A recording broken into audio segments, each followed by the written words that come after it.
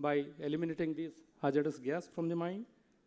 And thirdly, it will also enhance the safety hazard, and it will also improve the environment of the surrounding as well. By the process of coal mining, we have seen how much methane we have already emitted to the atmosphere, knowingly or unknowingly. But still, we are very negligent to that, to how to capture that methane and store it for the energy purpose as well as for preserving our environment. So from that point of view, this methane is very, very important. And as many of the learned speakers in the keynote speech, basically they have advocated about the underground coal mining. And because we have already exhausted most of the surface or near surface coal deposits by surface mining, and the future is underground coal mining. So obviously the methane drainage from the underground coal mining before taking out the coal is the need of the hour, and it's very pertinent to the coal mining industry. From that point of view, this topic is very, very, again, important. But this knowledge of this methane drainage obviously will enhance our capability as well as the infrastructure facility. And this work which I am going to present here, I am not going to present in detail because it due to a lot scarcity of time. I will just give an overview of this work. This project was funded by Department of Science and Technology, and it is one of its first kind. This project was given to IIT ISM Dhanbad, Department of Mining Engineering, to enhance the capability or to enhance the capacity building as well as to enhance the infrastructural facility for conducting such type of research.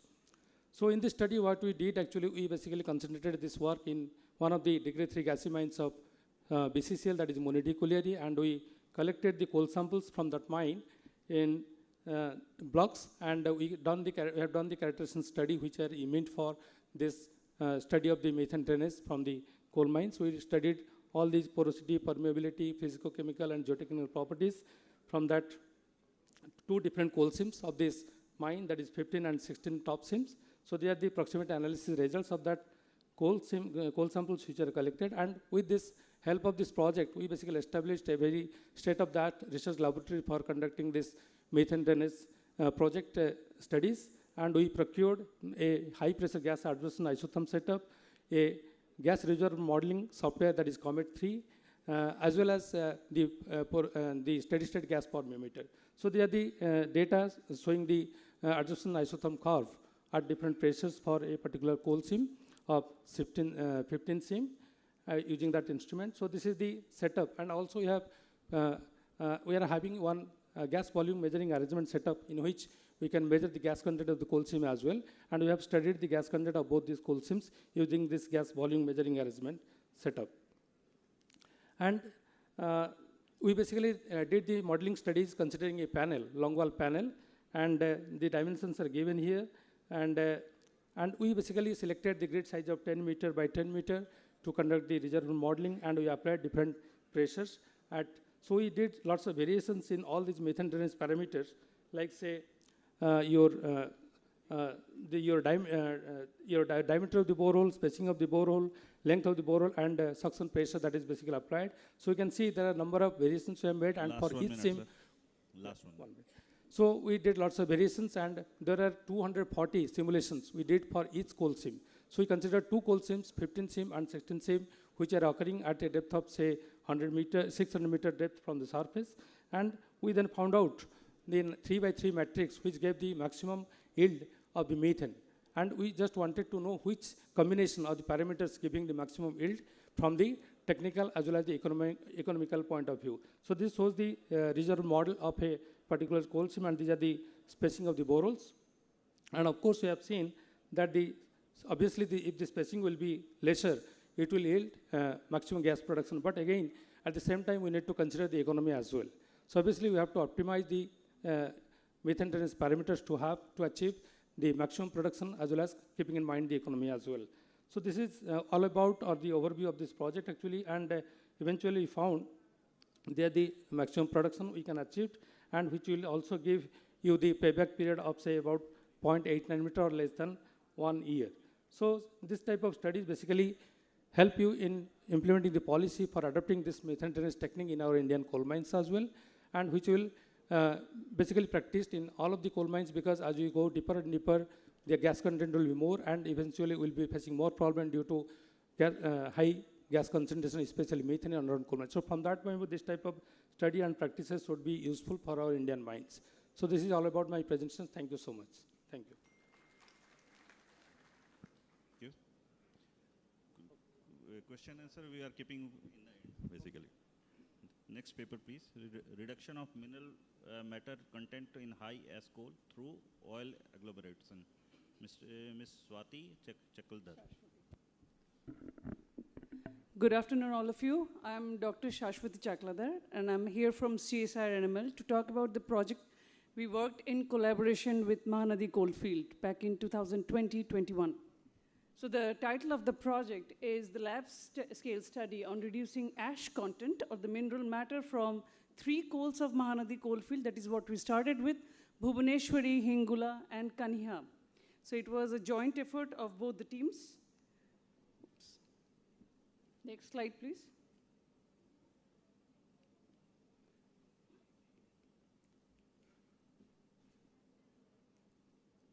So we all know most of it. When we reduce the ash content of the coal, that definitely helps in lowering the slagging and clinkering, and we generate less fly ash. And of course, the ideal situation would be if we can get clean coal, since this topic comes under the clean coal technologies, if we can get higher organic matter recovery and also the ash reduction is at least more than 50%. So without, oops, sorry.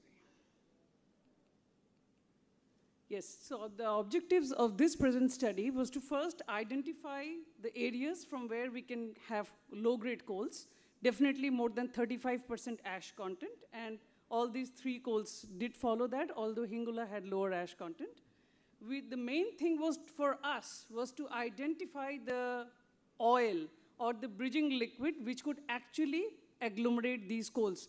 Now at this point, it is important to mention that not all coals can be agglomerated using same types of oil. For example, coking coal surface hydrophobicity is different than non-coking coals. They are more hydrophilic, and as you can understand, they are much more challenging to agglomerate. So this was, of course, it comes with the optimization of the process parameters. And lastly, of course, we had to do all the scale-ups. We did it first in the bench scale, and then we went up to 1 kilogram scale in our NML premises.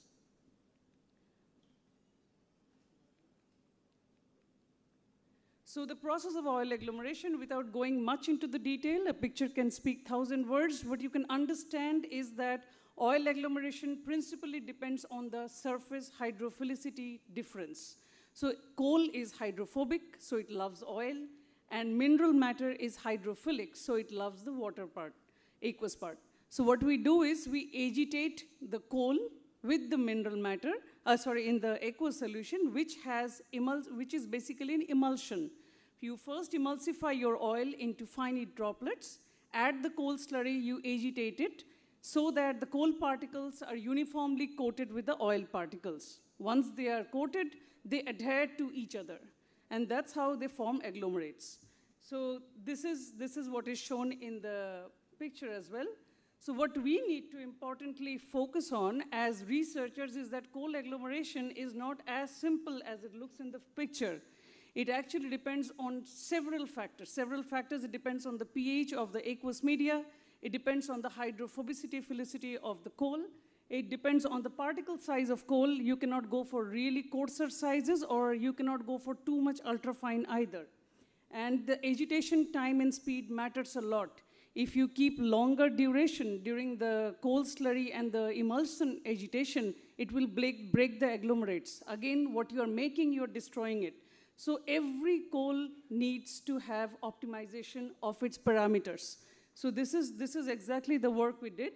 And going to the 3 coals, just a quick overview of the ash content. As you can see, it had more than 35% ash for Bhubaneswari and Kaniha. I must admit, Bhubaneswari coal was the happiest of all. And here comes Hingula. It had less ash content, but the ash was primarily intrinsic. So we could not get as much reduction in ash as we got for Bhubaneswari and Kaniha. So these are the results. We also did the work for Kulda and Jagannath, because these coals also belong to MCL area, and Lakhanpur as well, which we are going for the trip tomorrow. Lakhanpur is responded to agglomeration, so I really wanted to see the washery tomorrow. But yes, these are the results. As you can see, the organic matter recovery, fortunately, was more than 80% for most of them. For the ash reduction part, we got more than 50% ash reduction. In general, you can say 45% ash reduction for both Bhubaneswari, Hingula, Kaniha. For Jagannath and Kulda, we needed more oil. Now here at this point, I would like to mention castor oil, which is again a naturally sourced oil that has a single hydroxyl group at the 12th position, which helps to identify the hydrophilic surface of these coals.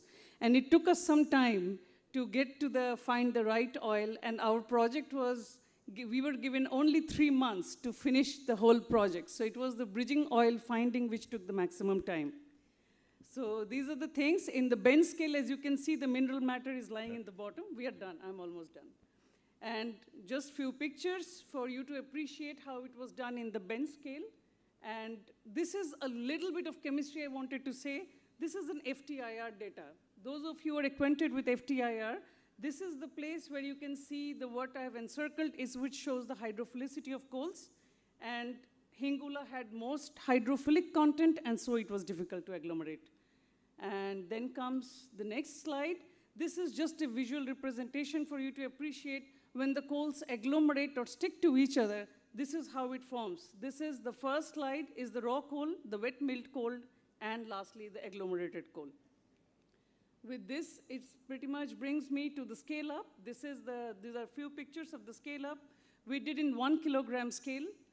And in NML premises, we developed a system where we can handle 2 kilograms as well, 2 to 3 kilograms. So this is also in the operational condition. And I believe just a flow chart, which I believe it's not so important to go through at the moment with the timeline in mind. But the concluding remarks was 7 to 10% castor oil was more than enough to agglomerate Bhubaneswari, Kaniha, and Hingula. Jagannath and Kulda were definitely far more critical and challenging to agglomerate. We used 15 weight percent oil, and we published quite a few articles during the tenure. So these are the publications. And this is the team. We have Dr. Sanchita Chakravarti, Dr. Ashok Mohanty, and these are the very challenging students with me. And after that, I guess just a photograph of NML, and thanks a lot to all the audience, lovely audience, and the chairpersons. Thank you very much. Next paper is remediation of acid mine drainage water using blasting furnace by Mr. Satish Chandra Bhuya and Himanshu Bhushan Sahu. Good afternoon, everyone. We are glad here to discuss a major topic, that is acid mine drainage. Acid mine drainage is generally found in metal mining and coal mining. Here we basically discuss about the coal mining. In coal mining, when pyrite mineral react with the water and oxygen, it forms the sulfuric acid and ferrous hydroxide. Sulfuric is a highly acidic in nature, so when it contact with the coal or be dumped for some other material, it can leach metal to the water and it can pollute the water. For these types of pollution will be increases so that the metal content in the coal and other type of material can affect the groundwater, surface water, and air as well. Then this is the source and pathways of receiving environment. This is the photography view how the acid mine drainage infiltrated to the mine sump water and polluted the groundwater and surface water of that area. This is the importance how we address the sulfate and acidity in coal mine. Due to this sulfate concentration and acidity concentration is increasing in the mine sump water, so we have to address this. To address this issue, we have to basically use blast furnace slag. Blast furnace slag is a byproduct of iron and steel industry, which is basic in nature. So to neutralize the acidity and to removal of the sulfate, we require a material which is highly basic in nature. So in this research work, I choose blast furnace slag for this research process. This is the removal of sulfate and neutralization of acidity. This is the method. Then go to the methodology side. Here in Lajkura and Samaleswari mines, I collected 4 to 8 number of samples and initially filtered it, then measured the pH and sulfate concentration. We found that the concentration of the sulfate is higher than permissible limit and pH is very low. So we choose to how to remediate this low concentration of water and high concentration of pH. Here the treatment process that we used for the remediation of AMD, and here we use blast furnace slag in a jar test apparatus with a solid to ratio of 1:100 up to by mass 1% up to 6%, and mixing up to 48 hours we mix it. After 48 and every 4 hours we can measure the pH value and sulfur concentration, and after the 48 hours we filter the matter and then send it to the further characterization process. Then go to the result and discussion portion. This is the batch experiment of BFS. Initially we take two types of material we have taken for the experimental purpose. One is less than 75 micron and another is greater than 75 micron. In greater than 75 micron, the first picture shows how the pH has been increased up to a value of 7 to 8, and after the time of 30 hours the value has been decreased due to the formation of coating over the material that we can use. But when we use the low concentration of material or with low concentration or low particle size, it will provide a better pH value because it has a high surface area, high porosity and high buffering capacity, so that it can reduce the sulfate and increase the acidity with a better value. Then this slide shows the EC and oxidation reduction potential of the acid mine drainage. When we add the when we added the neutralized material to the AMD water, the pH, the EC has been increased up to 6 to 6.5 initially. But when the dose has been increased, the EC value has been decreased due to the formation of hydroxide. Because when the hydroxide is formed in the AMD, it can sulfate can be converted into gypsum or other hydroxide form, so it can less soluble in water, so it can be precipitated. So EC value can be decreased when we increase the absorbent value. But when we increase the absorbent at a low concentration up to 2.5 gram in 100 ml, the value can be increased up to a certain value, and then it will be stable. This is the ORP. The below picture shows the ORP oxidation reduction potential. Initially, when H+ ion is more, it is a higher oxidation state, and so when we add neutralized material like blast furnace slag, it reduces the oxidation stage to reduction stage, and the value comes to 252 from up to a negative value after increases of the dose. This is the sulfate removal efficiency of the blast furnace slag. Initially 10 gram at a lower sulfate removal efficiency. When the dose has been increased, the calcium and silicon has a major factor for the removal of the sulfate, and higher dose, the sulfate removal efficiency goes up to 70%. Then move to the next slide. This is the XRD analysis, and this picture, so this is the left side is the before and right side is the after analysis. After analysis, it shows that it is the formation of gypsum, magnesium hydroxide, iron hydroxide, or other types of calcium carbonate has proved that the acidity present or the sulfate present in the mine water has reduced up to a remarkable value. Then go to the SEM and EDX analysis. Here you show the elemental analysis shows that the calcium concentration decreases after we added to the AMD water, and the oxygen concentration which increases because the oxidation process is taking place. Here the structural and morphological analysis of the blast furnace slag, it is very loose and irregular in structure, but when the particle size is less than 75 micron, it is a regular in shape and more surface area and provide more porosity and for the sulfate and pH removal. Then this is the mapping image of the. Please conclude. This is the mapping image of the same element, and. Please conclude. We have understood. Basically, this is the FTR spectra and TGA analysis. FTR spectra shows that the CH group and OH group present in the material which has the ability to reduce the sulfate and pH. Basically, we know that the AMD can be neutralized by utilizing the OH. Generally, waste is a very waste cannot be used any types of material. So here we take as a waste as a valuable product and make it a unsuitable water to converted into a suitable water. So basically, the waste which contain the basic material like calcium, magnesium, sodium, these types of material can be used to treat AMD. And in this process, we use these types of material and provide a sustainable solution to the AMD. Thank you. Thank you. Thank you. Next paper is Need of Comprehensive RR Policy for Sustainable Coal Mining. That will be presented by Mr. Asutosh Mishra.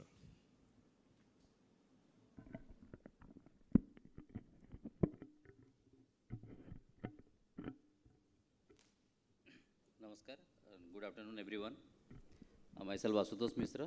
This paper is regarding need of a comprehensive R&R policies for a sustainable coal mining. Today, the coal industries are following various R&R policies, but do we need to relook them? That is a matter.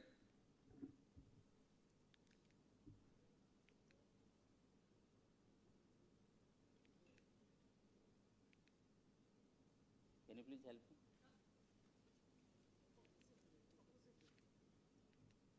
Achha, theek hai. We'll be discussing about the land acquisition and challenges, the financial aspect of the land acquisition, the international overview practice regarding the R&R, and the industry practice, other industry what R&R practice are being done in India, and comparison of rehabilitation policies that are being followed in coal industry and other industries also, and the manpower requirement in the company as in today or in future, as well as the coal production projections in 2030, and the limitation of present R&R policy, and we'll put up some suggestions in these slides. Land is a primary source for any industry, but for mining industry, it is a consumable item. Rather, it's an input. We consume the land and for a final product. But it comes with a lot of challenges. That is the involuntary displacement, dispute in compensation, resettlement of people, then providing them employment. Then we have cultural and heritage impact. We have legal complication and environmental concerns too. The various financial impact that are like land holding cost. If there is a delay in the land acquisition process, we are paying 12% additional market value. Then we have the initial payment without taking the land for the mining purpose. We have to pay the land compensation to the land housee. We have various payment regarding EC, FC, and all statutory payments.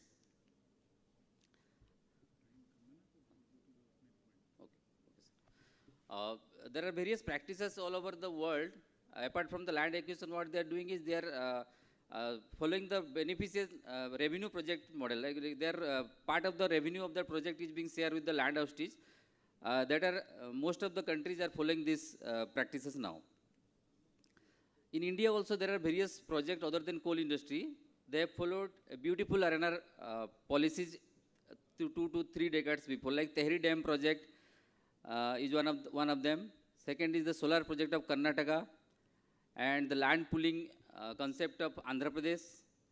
And there are also few policies of various states that includes the lease and purchase of land policies. Few things that we have compared here. That is the Odisha R&R policy 2006 and MCL what we are providing. And in Coal India, what are the R&R policy that are being followed? And what the RFCT Act, the new act for the land acquisition is there. How the employment is to be provided, that is there. In comparison of this, we can say that the employment that are being provided in Mahanadi Coalfields Limited is a bit lucrative than other R&R policies. We have also annuity provisions in Odisha R&R policy. There is no such policies, but MCL is following like 21,000 per month to the persons who is opting for annuity, and it is being reviewed in every 2 years. Further, in CIL R&R policy, they are paying 30,000 per month for 30 years. And in RFCT Act also, there are annuity provisions that is a bit lower amount, like 2,000 per month for 20 years, but that is being appropriate to the indexation of consumer price index. One-time compensation provisions are also there, and in Odisha R&R policy as well as in MCL, but MCL is providing. Last 1 minute. Okay, sir. We have compared some with other industries also. They like MCL, OPGC, NTPC, and other companies. What are the R&R policy they are following? And this is basically the land acquisition status of Mahanadi Coalfields Limited. From this, we can say that more than 92% persons are opting for employment rather than annuity and cash compensation. The manpower requirement that we have assessed to 28-29, you can see there is a there is only 2.3 or 0.6% is required for meeting our further productions. These are the qualification analysis we have done. You can see here almost like the below matriculate persons are like more than 50%. Out of the 5,839 persons joined in last 10 years, 3045 persons are below matriculation and they are not matching with the industry requirement. The coal production projection we can see here in Coal India, it is almost like 13% compounding, and the other captive industry, they are growing at a 26.78%. Yes, sir, I'll conclude. So the present limitations are the additional burden on the companies, preference of employment by people, and skill level and employability. These are the present limitations in the R&R policies.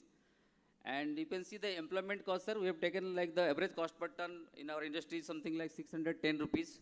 Where in other company you can see in Odisha who are practicing, it is something around 500 rupees approximately. So at least 100 rupees, there is a gap of 21% of cost considering the present employment provisions. So the major suggestions that we have given here, the cash compensation should be for all, and some lucrative R&R scheme, we should most develop some lucrative R&R scheme considering the present scenario, as well as the minimum we should keep the minimum qualification of the people who are getting employment, and we should also declare our vacancy position in project wise, and if possible then we should use the CMS, CSR and DMF fund in our project for land hostage, and schooling, skilling and alternate scheme also can be done. That's all. Thank you. Thank you, Mr. Mishra.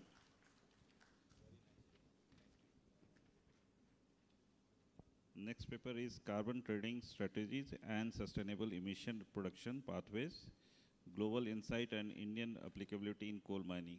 That will be presented by Dr. Pratim Biswas.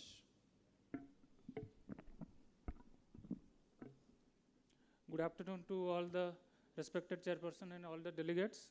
Today I am going to present on the topic Global Insights, Carbon Trading Strategies and Sustainable Emission Reduction Pathways, in global context and Indian context. Now, coal is the major source of our energy.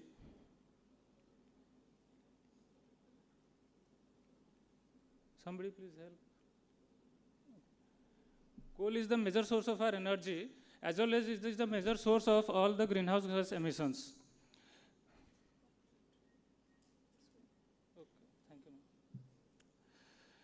So these greenhouse gases are the major factors of the global climate change, and time and again many international protocols have convened to address this climate change, like the Paris Climate Agreement, Kyoto Protocol, Glasgow Climate Pact, etc. India's stand at COP26, we aim to reduce the total projected carbon emission by 1 billion tons by 2030 and net zero emission by 2070. To achieve this target, we need to drastically cut our greenhouse gas emission from all sectors, including coal mining sector.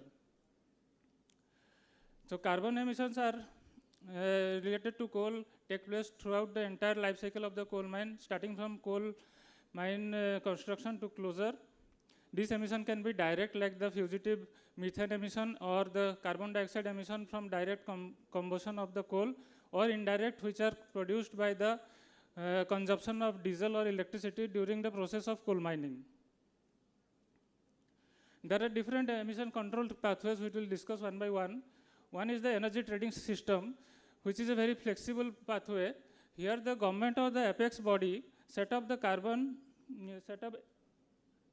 emission limit for the different type of industry depending upon the environmental needs.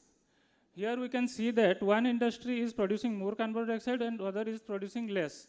So the government will allocate the carbon credit to different industries according to their carbon emission. One carbon credit represents 1 metric ton of carbon dioxide emission reduction. And in the table, as we can see that the price of the carbon credit is continuously increasing in different energy markets. So the industry producing more carbon dioxide has to buy the carbon credit from the industry that is producing less carbon dioxide and then continue its production process. Then there is another method by which we can reduce carbon dioxide emissions by using abandoned coal mines, because these abandoned coal mines has the more void space are there for utilizing the void space and elimination of potential hazards. Like the open pit which are filled with the water following the groundwater, solar panels can be installed there, and sustainably solar energy can be produced. Similarly, solar panels can also be installed in the mine tailings or the overburden dumps so that solar energy can be produced. Then carbon dioxide capture and storage.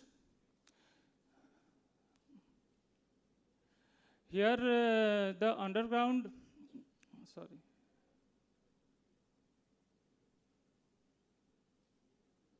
one modeling which we have done, that one carbon credit is equal to around 8,000 rupees, and combustion of 1 liter of diesel produces 3 kilogram of carbon dioxide. So approximate diesel which is used in Indian coal mines is 50,000 kiloliters. If we try and optimize 10% of this diesel, it will result in a saving of 465 crores rupees to the coal mining industry. Along with that, if we translate this to carbon credit, that much of diesel which will save, it will generate 1,59,000 carbon credits, which will translate into 125 crores rupees of carbon credit, which is a significant economic figure. Now, how to achieve this? 30 seconds. Yes, sir. We can use advanced machine learning. We can enhance the skills of the operators and optimize the specific whole road segments, maintain exhaust temperature in the range of 560 to 590 degrees centigrade, and adjust the gear shift sound count for cycle to optimize fuel consumption.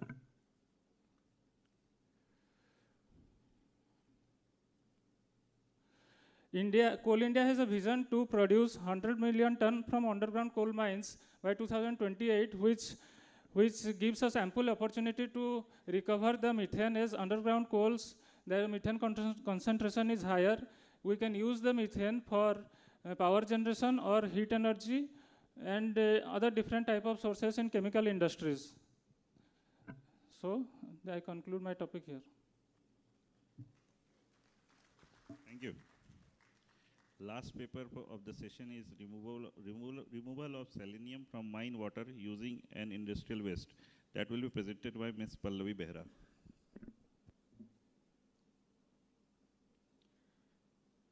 Good afternoon to all. I'm Pallavi from NIT Rourkela, and thanks for this opportunity.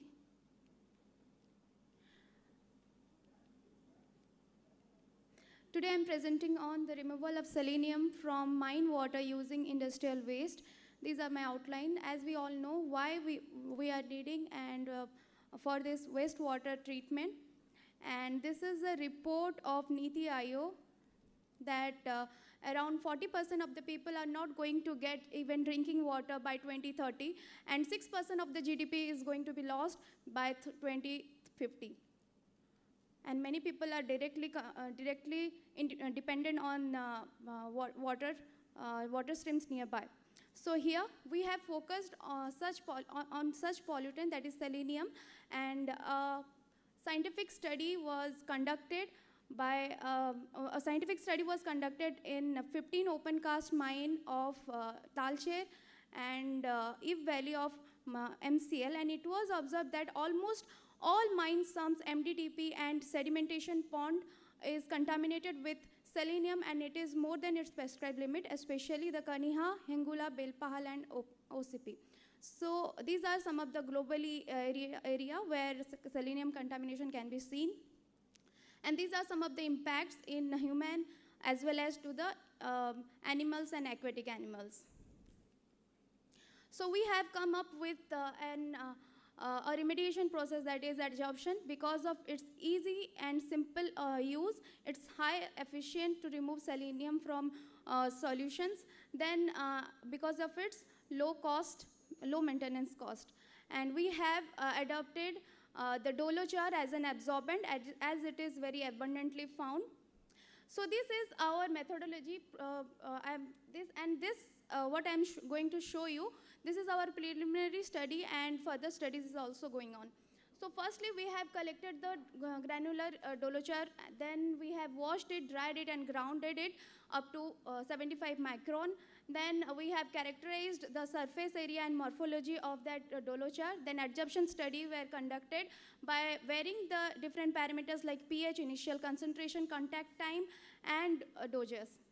Then we have separated the infiltrate, we have separated the supernatant by a CERIMS filter.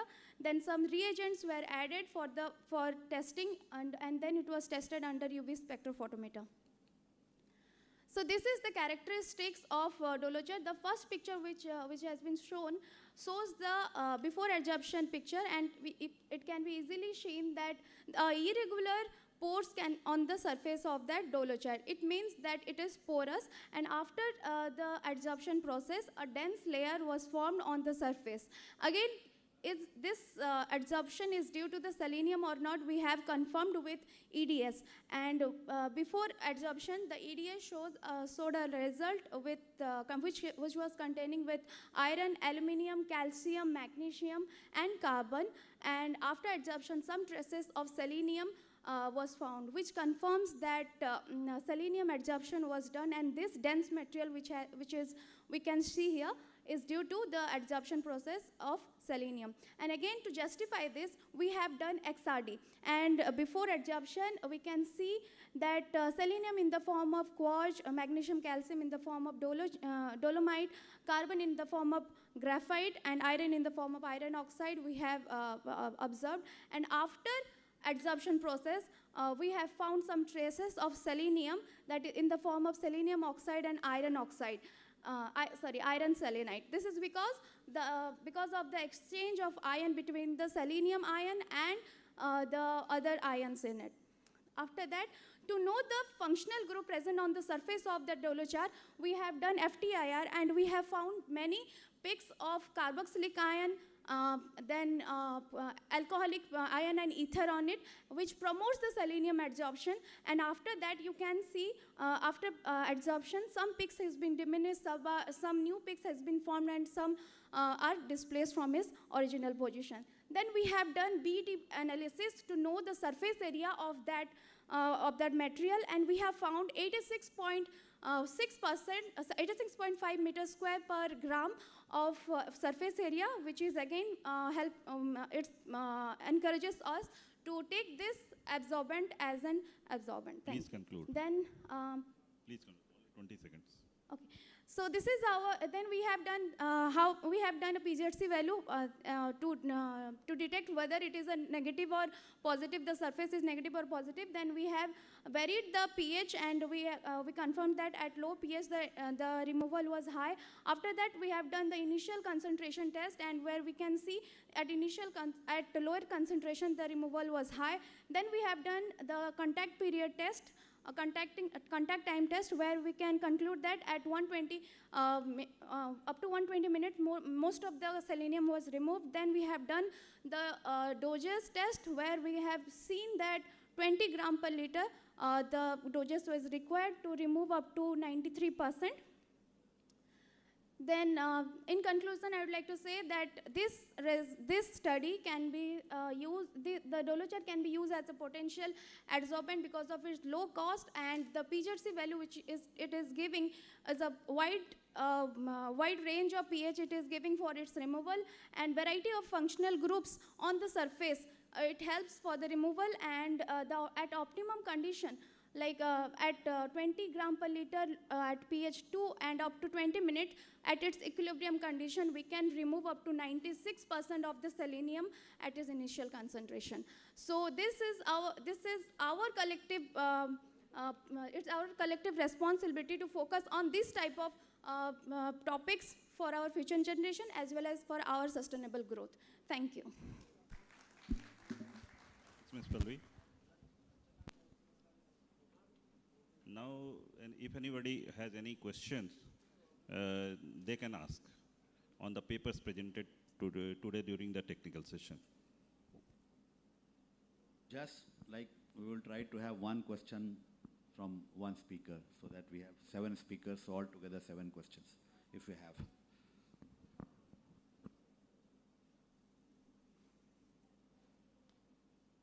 I believe no question is there. So now my role has come to sum it up. And first of all, my apology to all the speakers.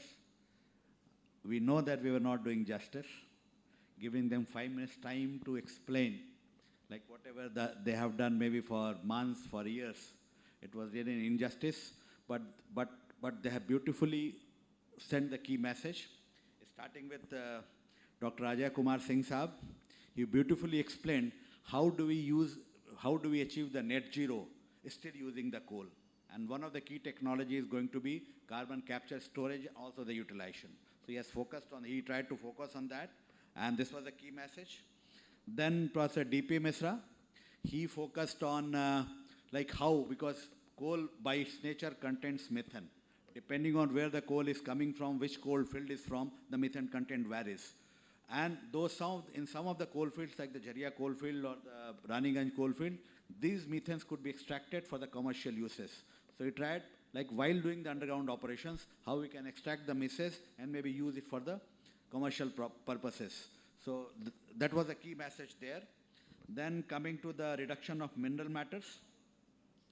So Miss Saswati Chakladar, if I'm correct, she gave a very good solution, like increasing the carbon efficiency of coal, using some kind of oil and treating coal with oil to develop an oil conglomerate, with resulting into very high calorific value, I think much beyond 5,500. Some of the numbers I could see, it was astonishing. It was as good as one of the best coal we are importing from Indonesia.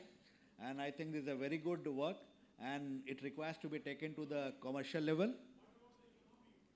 I mean, it's at the pilot, because I remember they said that probably 1 to 2 kg pilot stage they have reached. But you see, everything begins this. We are all looking at whether this end is going to well or not, and that's what the economy. So everything, we often say that all is well when end is well. But when end becomes well, this journey is rigorous. So we are into this journey. So let's hope for the best.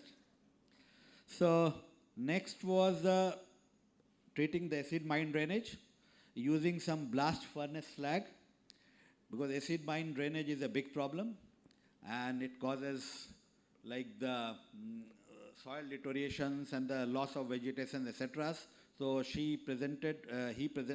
Satish presented quite well, Mr. Bhuyan, about the approach and the sum of experiment that he put forward using the blast furnace slag to mitigate these problems of acid mine drainage. Then from Mr. Awadh Kishore Pandey and his team, he came out with the challenges on the land acquisitions, and also in the process he explained what are the global practices to meet those challenges. Even within the India, there are multiple laws. He threw some light on this, and also different companies are following different process of settling the land acquisition issues, compensation, etc.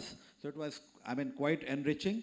And also the problems like the environment clearance and the FC clearance. Some of the models he talked about the revenue sharing model. Like instead of just giving outright the job or the package or the money or the combination of the both, why not to enter into a model which is lifelong revenue sharing? So it will be more inclusive and they will have more ownership on that.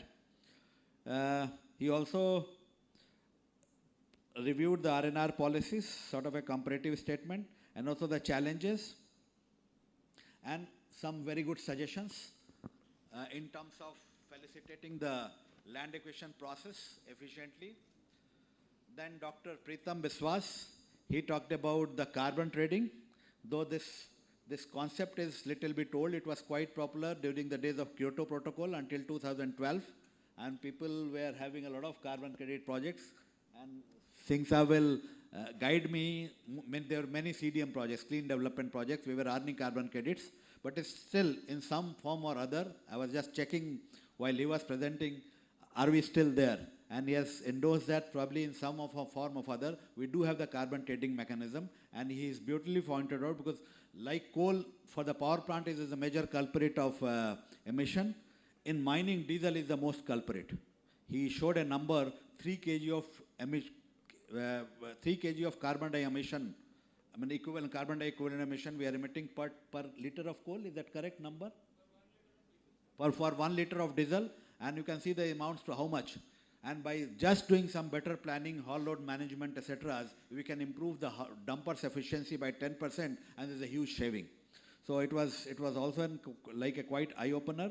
And then finally, from the Miss Pallavi Behra, the young scientist, she said, she discussed about the pollution caused by the mine water, like which is accumulated in the sump or the sedimentation pond, etc., where there could be a presence of selenium, and emphasizing the physiological effect of selenium, what like physical and the health problem it can create, and this requires to be treated. And then he also she discussed about some kind of adsorption material or technology which can be used to remove selenium. I believe still it is at the pilot stage, but it has potential to take it to the commercial stage. Same logic, everything begins with, means this learning process and development is a painful process. So everything doesn't happen overnight. It's a journey. I mean, probably destination is still far, and we are all into that. Thank you so much. And with this, I thank you everyone for giving patient hearing to this session. Thank you very much. Ladies and gentlemen, please give a huge round of applause for this enlightening and informative session. On the occasion, I request Professor S.S. Rai sir from IIT SM Dhanbad to kindly present a memento as a token of appreciation to a rapporteur of the session and authors. So first, sir, I request you to present the memento to Shri Satyajit Ojha sir, TS2 DT PNP MCL.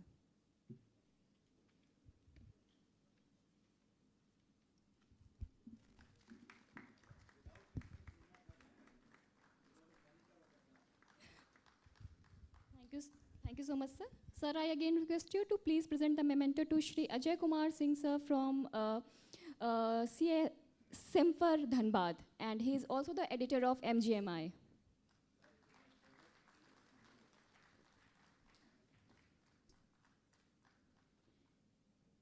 Thank you, sir. Now you're requested to present the memento to Shri Devi Prasad Mishra, sir, Associate Professor and Head Department of Mining Engineering, IIT SM Dhanbad.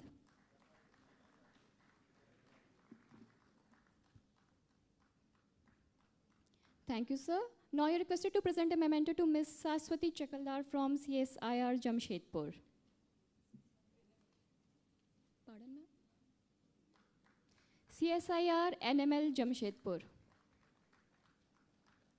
Thank you, sir. You are requested to present the memento to Shri Satish Chandra Bhoyan from NIT Rourkela.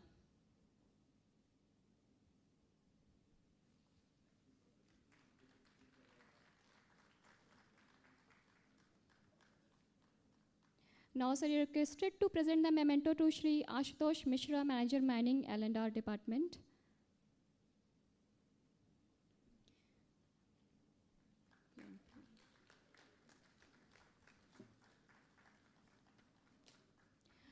Now, sir, present a memento to Dr. Preetam Bishwas from CMPDI RI7. Ladies and gentlemen, please give a huge round of applause. Sir, now you're requested to present the memento to Ms. Pallavi Behra from NIT Rourkela.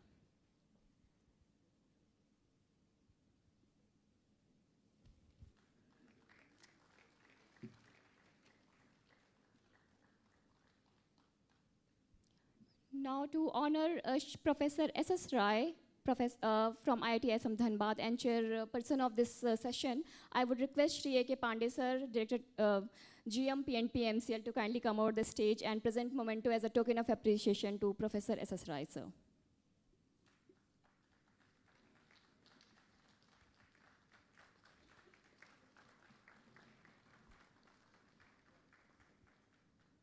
Thank you so much, sir. So on the occasion, we convey our thanks to all the authors who have put their dedicated efforts in putting the papers. We also thank the rapporteur and chairman of the session. And with this, we conclude our first technical session.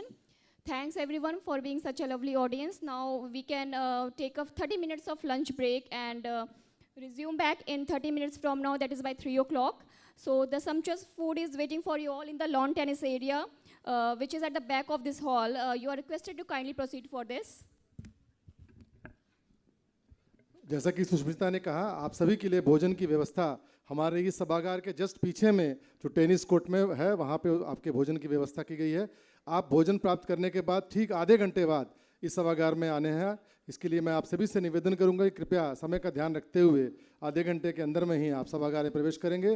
और साथ ही साथ एक सूचना है कि जो technical session के जो पेपर्स हैं, जो भी टेक्निकल सेशन 2 के जो ऑथर्स हैं, वो उनके सॉफ्ट कॉपीज़ अपने प्रेजेंटेशन के नहीं प्रोवाइड किए हैं, तो कृपया जल्द से जल्द हमारे टेक्निकल टीम को वो पेपर्स प्रोवाइड कर दें। All the authors of technical session 2 and 3 are requested to submit their PPTs to the technical team of MCL, and MGMI team may take the dignitaries for the lunch. मैं नाम बता दे रहा हूँ जो authors हैं: professor Shivshankar राय, Lalit Sirvi, Shri Pankaj Satija, Shri Rajiv Kumar Jha, Shri Ritesh Lokhande, Shri SK भार, श्री नीरज कुमार गुप्ता। ये 7 authors हैं जो सेकंड सेशन में उपस्थित रहेंगे। सर, आप लोगों से मेरा आग्रह है कि कृपया अपने प्रेजेंटेशन का सॉफ्ट कॉपी हमारे टेक्निकल टीम को देने का कष्ट करेंगे।